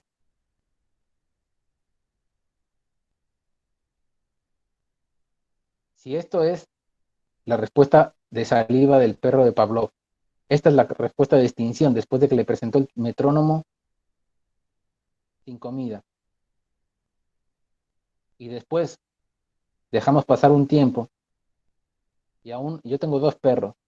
Como les digo, no es equivalente porque estos son promedios de individuos, pero si yo tuviera 2 perros, a uno no le doy nada después del ensayo de extinción y lo evalúo al día siguiente, mantiene un nivel de respuesta bajo. Al otro, un ratito antes de la sesión, le doy un poco de ese alimento seco que le daba, pero poquito. Eso funciona como un recordatorio. Le pongo el metrónomo y vuelve a aparecer la respuesta condicionada. No es que condicioné de vuelta, no le hice un ensayo de condicionamiento nuevo, no le puse el metrónomo con la comida, le puse solamente un elemento que estaba presente en el ensayo de condicionamiento. Imagínense, el ensayo de condicionamiento, toda esta primera fase, la llevé a cabo en un contexto que le llamemos A. Pavlov le entrenó al perro en una sala. ¿Qué hizo? En la fase de extinción le llevó a otra sala después. Y la fase de prueba la evalúa en la misma sala de extinción. Bueno, el perro 2 dice, bueno, si pudiera hablar, quizá nos diría, yo ya sé que aquí no me dan de comer, así que le presenta el metrónomo y dice, bueno, le putearía algo a Pavlov, pero directamente no esperaría nada de él en ese lugar. Profe, eso sería como lo que está explicando hace rato, que si está caminando con alguien en un pueblo, como que ahí se acuerda por el entorno. Bueno, hay varios fenómenos que tienen que ver con la modulación del contexto. Ahora vamos a ver eso, pero hay varios fenómenos que tienen que ver con la modulación del contexto, que los vamos a ver en memoria y los vamos a ver aquí. Y funcionan de manera similar. En eso que yo les estoy contando del pueblo no hay nada de condicionamiento.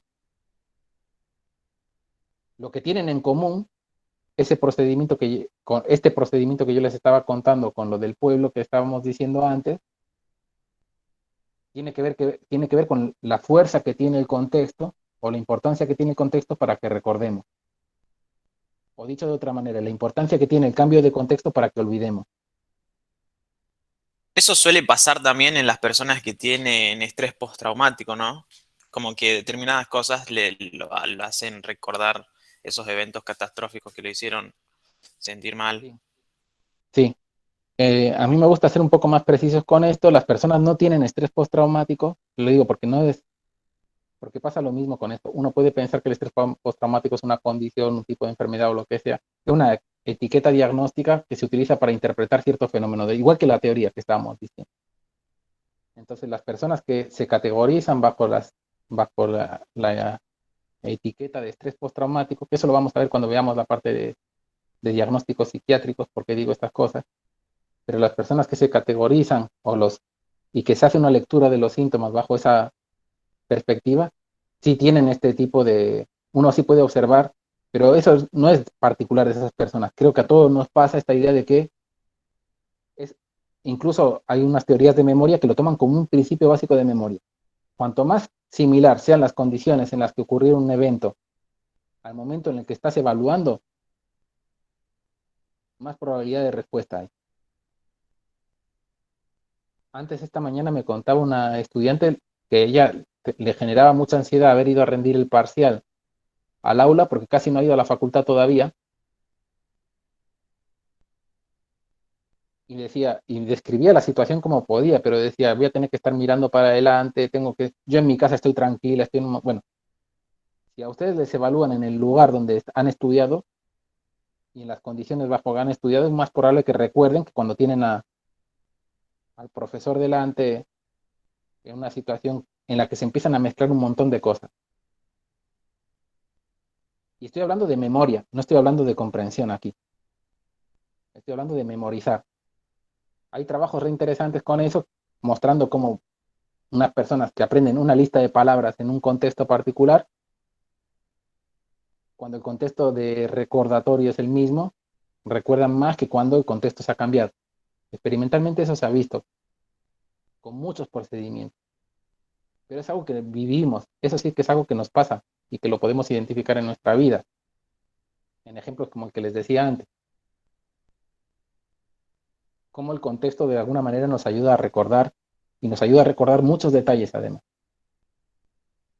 Que si no estamos ahí no lo recordamos. Podemos recordar las situaciones, o vamos, dicho de otra manera, vamos a recordar las situaciones diferentes si estamos en el lugar y estamos viendo las cosas.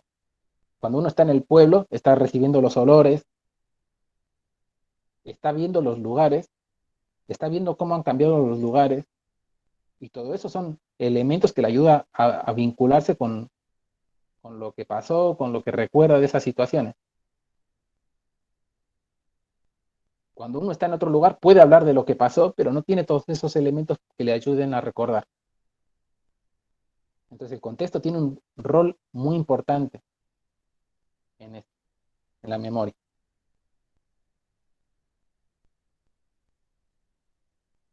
Bueno, vimos restablecimiento. La recuperación se debe a la reexposición antes de la prueba de alguno de los elementos que estaba presente durante el condicionamiento, la recuperación espontánea, que es solamente por el plazo del tiempo, y aquí vemos la renovación, que esto no lo describió Pavlov. Este es el que tiene el que más tiene que ver con el cambio de contexto. Cuando yo les estaba contando, para que no se confundan, cuando les estaba contando el ejemplo de restablecimiento, yo les decía, condicioné en A, llevé la extinción en un contexto B y no terminé de hablar, les iba a decir, la prueba la voy a llevar en contexto B. O creo que sí les dije, en el mismo contexto de extinción. ¿Por qué? Enfaticé porque lo que quería aquí era enfatizar que el contexto distinto era el del condicionamiento, entonces yo puedo exponerle al animal antes de la prueba en B un ratito al contexto A, y eso va a funcionar como un recordatorio, y va a poder generar una recuperación de la respuesta. Pero en la renovación es otra cosa distinta. Yo llevo a cabo el condicionamiento en un contexto, no me importa. Llevo a cabo la extinción en el mismo contexto, en otro, no me importa ahora. Lo importante es que cambie el contexto entre la extinción y la prueba.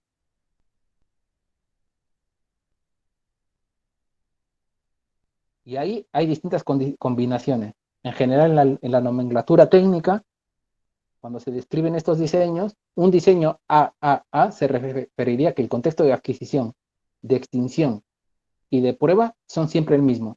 A. ¿Qué ocurre ahí? Voy a irme a esta figura que es la más completa. Si yo llevo a cabo el condicionamiento en el mismo contexto, la extinción en el mismo contexto y la prueba en el mismo contexto, el contexto no informa al animal de nada. Es un contexto ambiguo. ¿Por qué? Porque el animal ha aprendido que en ese contexto le dan de comer y que le dejan de dar de comer. El contexto tiene información ambigua. Puede indicarte una cosa como la otra. Pero si yo llevo a cabo el condicionamiento en A y la extinción la llevo a cabo en B, ya el contexto lleva información específica. A está relacionado con que me den de comer, B con que no me den de comer, con que me extingan. Si le evalúo en B, va a predominar el aprendizaje de extinción. Pero si le evalúo en A, ocurre lo que se llama renovación. Ese sería un diseño ABA. Y lo importante en la renovación es el cambio de contexto entre la fase de extinción y de prueba. Y la lógica que subyace a eso es que el aprendizaje de extinción, como hemos dicho, es un nuevo aprendizaje y se va a recordar mejor, digamos, si ocurre en un contexto específico.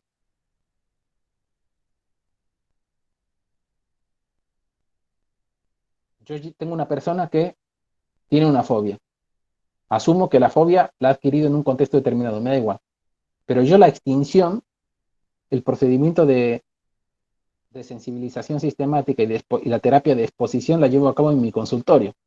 Ahí le hago exposición a fotos de araña primera vez. Primero hablamos de las arañas, luego les pongo a fotos de araña, luego le muestro una araña de juguete, luego manipulo la araña de juguete, luego le muestro una araña viva en un frasco, luego empezamos a acercar el frasco, luego abrimos la tapa del frasco,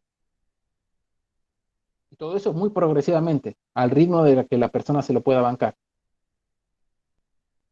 Puedo llegar a que en el consultorio la persona deje de sentir ansiedad con ese estímulo fóbico, con ese objeto en concreto. Pero luego la persona vuelve a su casa o a cualquier otro contexto, le aparece una araña y le vuelve a reaparecer todo el cuadro fóbico. Ha habido un cambio de contexto entre la extinción y la prueba. A eso se le llama renovación.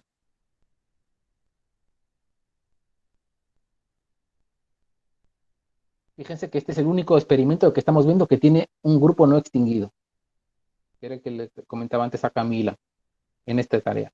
¿Hay algo que les llame la atención de esta figura?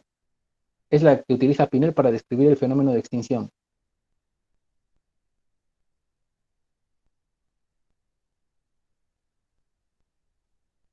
Ambos van en caída. ¿En qué, Sofía, en qué? No sé si esa pregunta es vieja, es de las 16. Hoy es vieja. No la vi, perdón. Es de hace 20 minutos. Bueno, sí, me conviene que hablen porque no estoy viendo la pantalla más que en el celular y ahí no puedo leer. Pero, ¿ven algo raro en esta figura de renovación del Dom Jam?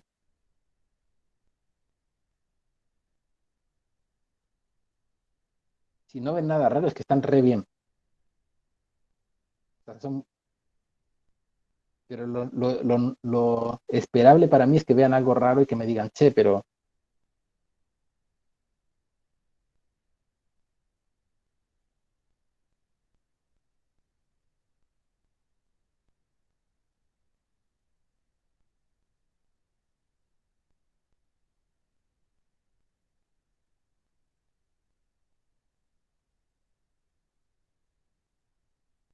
Lo raro, no sé si sería raro, pero podría ser como que siempre está en su vida, como que nunca se extingue porque se renueva, no, ¿no?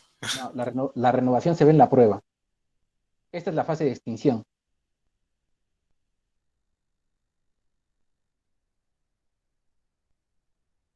Y lo raro, y que es lo que te ha confundido, es que durante la fase de extinción tienen que entender que cada vez que aparece un letrero aquí arriba, está indicando cuál es la fase.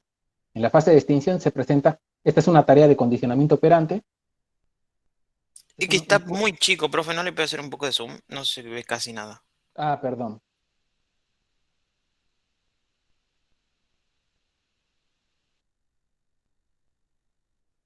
Ahí lo Ahora ven sí. mejor. Sí, sí, ahora sí.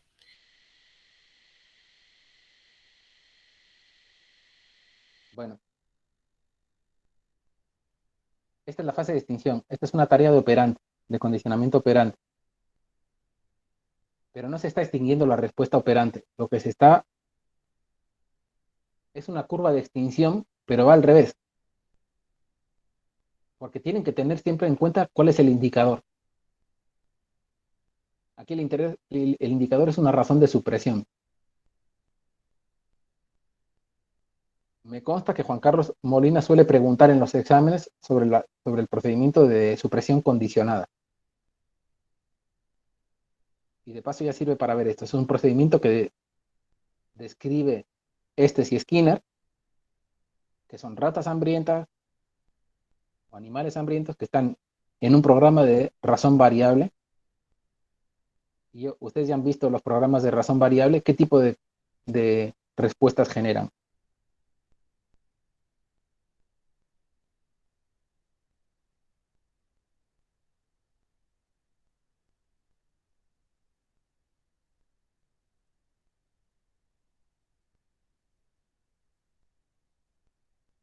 Los programas de razón variable, imagínense que son la rata. Han aprendido que la palanca les da de comer. Entonces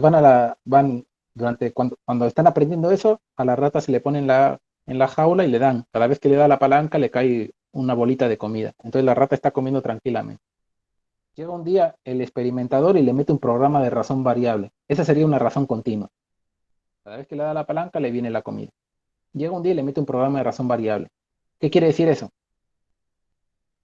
Que la variación, el criterio de variación de la cantidad de respuestas que va a requerir el animal para recibir comida va a variar de momento a momento, de cada vez que le da la palanca a la siguiente.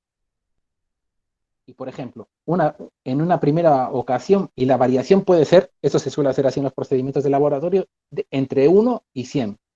Es decir, el animal puede requerir aleatoriamente cada vez una cantidad de respuestas que varía entre 1 y 100. Puede ser que una vez requiera 50. Entonces la rata que llegó ahí empieza a darle a la palanca y dice, ya no funciona, pero está hambrienta. Cuando le dé 50 veces, ¡pum!, cae la primera bola de comida. Aleatoriamente el programa para la siguiente le va a cambiar el criterio y puede que por azar le toque 2. Entonces el animal, pum, pum, y a la segunda le cae. Qué raro esto, pero bueno, sigue dándome comida, pero de una manera rara. Entonces le va a empezar a dar a la palanca y le va a empezar a dar a la palanca de una manera, a una tasa de respuesta altísima y constante. Llegan a darle 3.000 veces, 4.000 veces por hora. Es una cantidad de respuestas así, ta, ta, ta, ta, ta, ta, ta, ta, ta, ta. O sea, le ves al animal y es una locura. Esos son los programas que se utilizan en la tragamoneda. Esos programas generan esa cantidad de respuestas elevadas y constantes. En eso, la supresión condicionada lo que hacen es, adicionalmente le presentan un tono al animal durante 30 segundos y a los 30 segundos ese tono le va a dar una descarga en los pies. ¿Qué ocurre? Que la primera vez que escucha el tono, el animal que está hambriento no para de presionar la palanca. ¡Bum! Pero le da la descarga y ¿qué ocurre? La segunda vez que viene el tono, cuando está dándole a la palanca el resto del tiempo, cuando no está el tono, el animal está intentando comer, pero cuando llega el tono, la segunda vez, el animal deja de presionar la palanca y va a intentar escaparse del tono, de la descarga. Entonces va a intentar subir por algún lado, hará lo que pueda. Cuando pase el tono, volverá a darle a la palanca y así sucesivamente. Entonces, ¿qué hacen los investigadores? Calculan una razón entre los 30 segundos antes del tono, cuántas veces le da la palanca y los 30 segundos que dura el tono. Como es una cantidad constante, el animal está en una cantidad constante de respuesta, si la cantidad de veces que le da durante la palanca, durante el tono, los 30 segundos antes del tono y los 30 segundos que dura el tono es igual, es decir, no cambió nada, eso quiere decir que la razón es 0,5. Esa sería la respuesta indiferente. Mientras que si responde durante el tono menos, incluso puede llegar a 0, que durante los 30 segundos antes, es decir, el animal viene, tum, tum, tum, tum, tum, y cuando llega el tono, tum, se va. Ese sería el indicador de condicionamiento. El animal aprendió la razón, la asociación entre el tono y la descarga. Por eso responde 0. Cuando llega el tono, no le doy a la palanca. Suprimo, se llama razón de supresión, porque suprime la respuesta de palanqueo. A medida que avanza la extinción, el animal va aprendiendo progresivamente que el tono deja de ser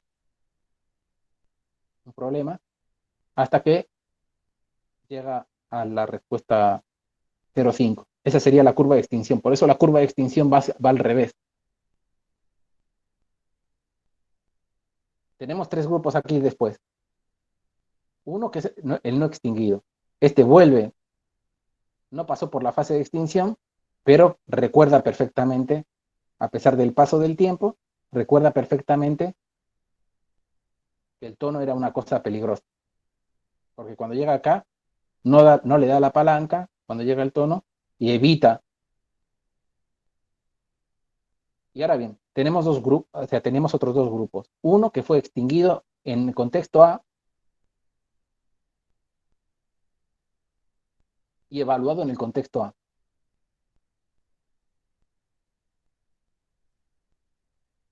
Si ven, cuando la extinción predomina. Pero ahora tenemos un animal que fue extinguido en el contexto B y evaluado en el contexto A. ¿Qué pasa? Que cuando vuelve al contexto A, este animal que recibió la extinción en otro contexto, le reaparece la respuesta condicionada. Que luego se extingue muy rápido, pero le volvió a aparecer. Predominó la respuesta condicionada y no la respuesta extinguida. ¿Se entiende? Este es el fenómeno de renovación. Yo puedo hacer una renovación, un diseño que sea ABA, que es el diseño más fuerte, porque A está pegado, el condicionamiento está pegado al contexto A, la extinción al B y le vuelve al contexto A. Ese sería el condición que genera la renovación más fuerte. Sería la persona fóbica adquirió su fobia, si fuéramos un caso, pero por eso les digo, la vida no funciona como los ejemplos que se ponen con humanos, pero la persona adquirió su fobia en casa con las arañas, le extingo en el consultorio y vuelve a ir a casa, y es como si no le hubiera hecho nada. Las cosas no funcionan de esta manera tan mecánica, pero para que lo representemos, nos podría servir si les sirve para comprender. Yo puedo hacer un ensayo de renovación A, B, C. Extinguí en B y le pruebo en C, en un contexto nuevo, neutro. Voy a tener algo de respuesta condicionada. No tan fuerte como en A, como en ABA, pero voy a tener algo de respuesta condicionada. ¿Se entiende? Entonces, la siguiente pregunta de esto, y ya vamos terminando, esto lo tienen todo ustedes. Son que la extinción es un nuevo aprendizaje, estas son las implicaciones.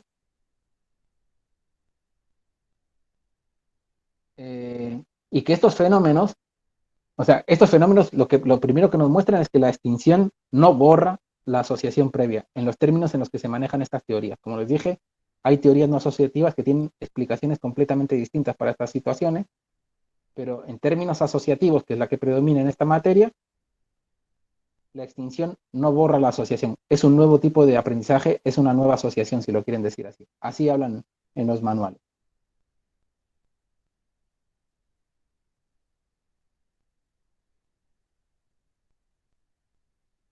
Otra cosa es la importancia que tiene esto. Yo pienso que estas pruebas, de alguna manera, la prueba de extinción, de alguna manera es una tecnología que me podría servir para el tratamiento de personas de trastorno de ansiedad. Estos fenómenos me enseñan que ese fenómeno no va a curar ningún problema, que la reducción que yo vea de la ansiedad va a ser transitoria y va a ser dependiente de un montón de parámetros. La ansiedad o el miedo puede volver a aparecer cuando pase el tiempo, cuando la persona se estrese, cuando la persona está en situaciones distintas, etcétera, etcétera, etcétera. Entonces son tratamientos como máximo sintomáticos y transitorios.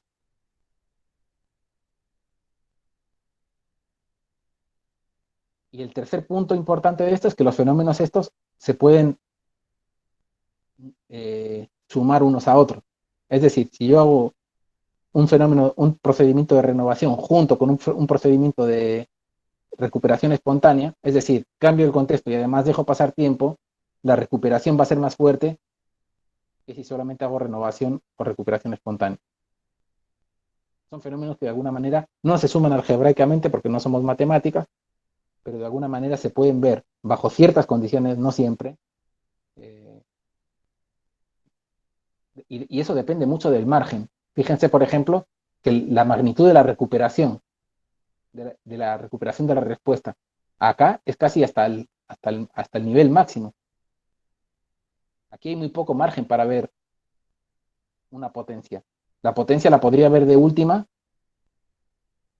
en que la extinción podría ser más lenta en el grupo. Si yo, además de hacerle renovación a un grupo, le hago renovación y le hago recuperación espontánea o restablecimiento, quizá la extinción de ese grupo no sea tan rápida como acá. Entonces quizás lo vea en cuánto va a tardar en extinguirse ese grupo.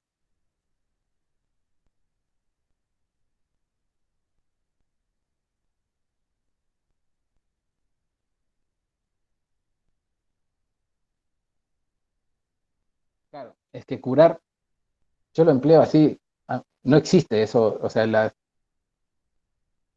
problemáticas, el curar es un término que viene de la medicina tradicional y que se refiere a poder revertir un proceso patológico.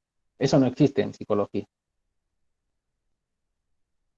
Yo pienso cuando veamos nosotros la parte de psiquiatría, vamos a tener, ustedes ya han escuchado en la facultad que existe un modelo médico para pensar los problemas psicológicos, o los trastornos mentales, o los diagnósticos psiquiátricos y toda esta cuestión. Hay una corriente en psiquiatría y en psicología que son, podríamos hablar del modelo médico, biomédico o psicomédico, que tiene esta idea de pensar en términos de trastorno. Por eso le hice el matiz al compañero cuando alguien dijo, si alguien tiene trastorno por estrés postraumático es una categoría diagnóstica. La categoría nosotros la aplicamos a la persona, a no ser que yo piense que esa categoría define un tipo de trastorno. En ese caso estaría adhiriendo al modelo médico. Pero hay formas de pensar en esa situación que no implican una categoría diagnóstica. Y existen corrientes de psiquiatría y de psicología que trabajan desde otro lugar. Entonces, esa es una disputa que ustedes la conocen porque están transitando también esta facultad. En diferentes lugares esa disputa tiene diferentes connotaciones, diferentes... Ya la hablaremos en otro momento.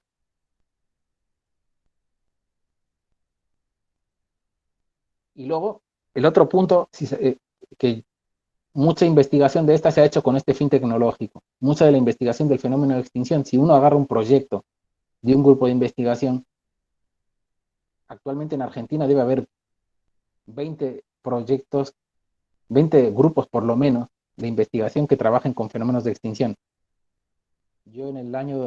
Nosotros en el año 2014, 2015 tenemos hecho una tesis doctoral entera con el fenómeno de extinción en desarrollo. Y muchas veces los proyectos para conseguir fondos se justifican diciendo que es importante para el desarrollo de estas tecnologías. Y se venden de esta manera las investigaciones. Y la idea de eso es, si realmente esto fuera así como estaba diciendo, la extinción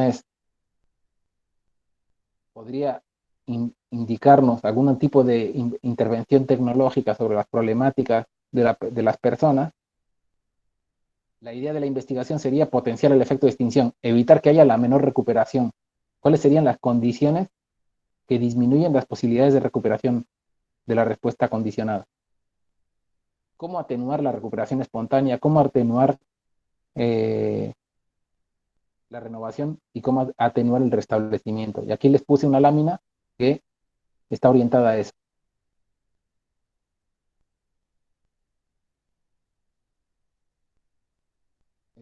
Está acá.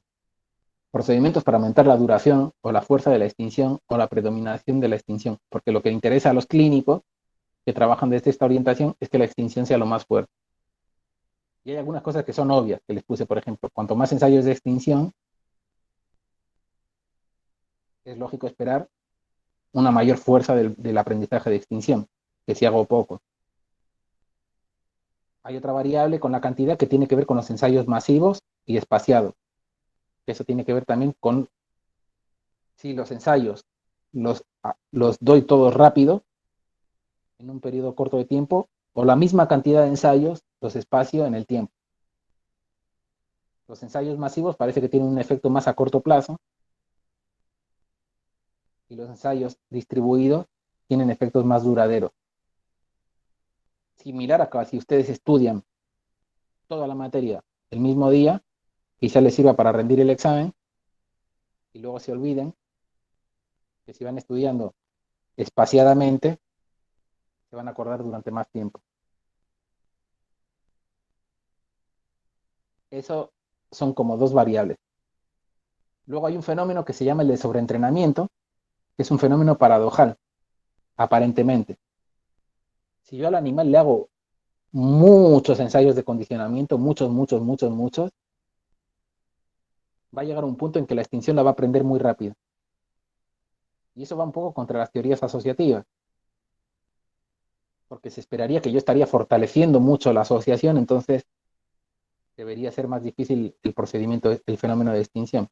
Pero sin embargo lo que pasa ahí es que el animal aprende muy consistentemente una relación, estímulo condicionado, estímulo incondicionado, estímulo condicionado, estímulo condicionado. Y cuando es tan consistente, es más fácil de romper, es más fácil de extinguir. Es más fácil que aprenda que cuando se dejó de darle el alimento, no le van a dar alimento. Y esa respuesta la van a aprender más fácil. Sería más difícil, por ejemplo, para irnos a otro extremo, que al perro de Pavlov le dan, a veces sí, a veces no, la comida cuando suena el metrónomo. A veces era lo que decíamos antes con las palancas. La palanca voy a requerir 3 veces, 10 veces, 15 veces para que me den de comer, 50 veces, 100 veces, otras veces 2 veces. Yo no sé cuántas veces le tengo que dar a la palanca para que me den de comer, pero sé que me dan de comer cuando le doy a la palanca y eso va cambiando todo el tiempo. Eso es muy difícil de extinguir. Porque cuando llego a un procedimiento de extinción, yo no sé si realmente voy a requerir mucho más tiempo para que me vuelvan a dar de comer. Entonces, esa genera como una incertidumbre muy grande. Podríamos pensarlo así. Entonces, cuando más consistente es la fase de adquisición, más fácil de extinguir. Y el sobreentrenamiento es un fenómeno particular dentro del condicionamiento pavloviano. Luego, la manera de reducir la recuperación espontánea, esto todo está en el Dungeon también. Les cuento, una forma de reducir la recuperación espontánea es repetir los periodos de descanso y prueba en ciclo. O sea, hacer en lugar de dejar pasar todo un lapso de tiempo y hacer la evaluación, hago periodos de descanso y evaluación más cortitos y eso mejoraría en laboratorio la permanencia de la extinción. O utilizar una señal durante el condicionamiento, durante la extinción. Imagínense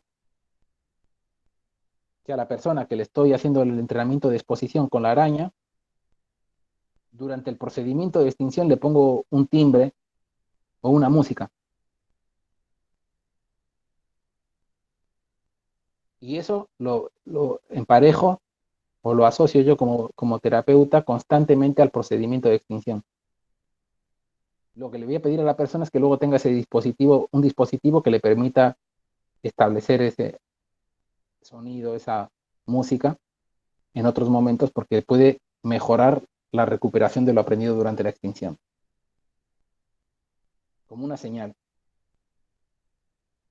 Eso se ha hecho algunos estudios con personas también. Formas de disminuir la renovación. No queremos que con el cambio de contexto reaparezca la respuesta. Entonces, ¿qué hacemos? Hacemos la renovación en la extinción en múltiples contextos. Extingo en A, en B, en C, en D, en E, en F. Y eso el animal va a aprender que la extinción es un fenómeno que ya no va a depender tanto del contexto. Y eso va a reducir las posibilidades de que reaparezca la respuesta condicionada. Y la otra que le pongo aquí, extinguir estímulo. Si tengo 2 estímulos condicionados, son fenómenos que se han observado en laboratorio. Si tengo 2 estímulos condicionados, si los extingo a la vez, se potencia la extinción entre ellos. Es un fenómeno que se ha observado, también dependiente de parámetros. Y luego hay otros procedimientos que debilitan la extinción, que es lo que los terapeutas intentan evitar, que serían lo contrario de esto, básicamente. Pero lo van a ver ahí en la cosa. Y con eso terminamos. Bueno, nos vemos. Que tengan buena noche.